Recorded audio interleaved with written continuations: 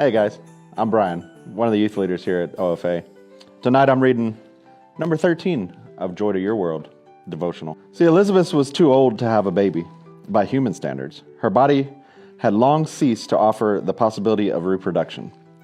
Even when Elizabeth was young in her prime, she was unable to conceive a child.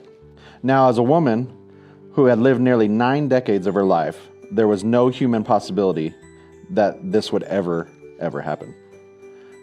There was not even that sliver of hope. But God breaks all the constraints of human standards. His ways are higher than others, and He is able to trump any limitation that we exhibit in our strength. Now the time had come for Elizabeth to give birth. Certainly this time was not Elizabeth's chosen time, but God has a chosen time for prayers to be answered, for His mission is to be accomplished, and for miracles to take place. Do not go for 1 second believing that God has forgotten you, or that He has not heard your prayers. When God's appointed time comes in its fullness, you will give birth to all that God has planned for you. So your neighbors and her relatives heard that the Lord had displayed His great mercy towards her, and they were all rejoicing with her. Many times I believe that God, or that the Lord says, wait, just wait, as an answer to our desperate prayers, so that His glory is revealed rather than the certainty of mankind's function.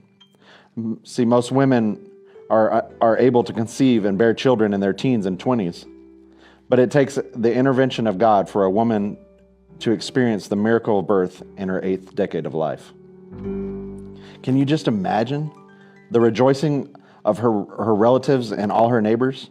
Can you picture the scene as the woman danced in circles in the village streets? Can you envision how her friends lifted their hands and praised to Yahweh?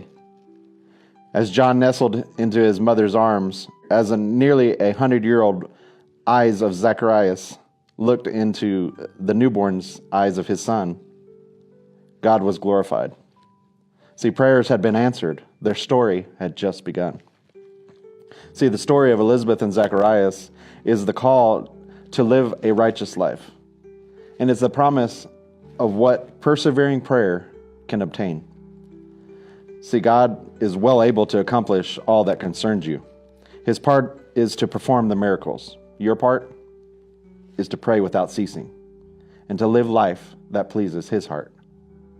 See, in this day and age, just be faithful. Pray without ceasing. And remember, God is faithful, and His faithfulness is enough for you. Y'all have a great night. Listen up for tomorrow. Have a good one.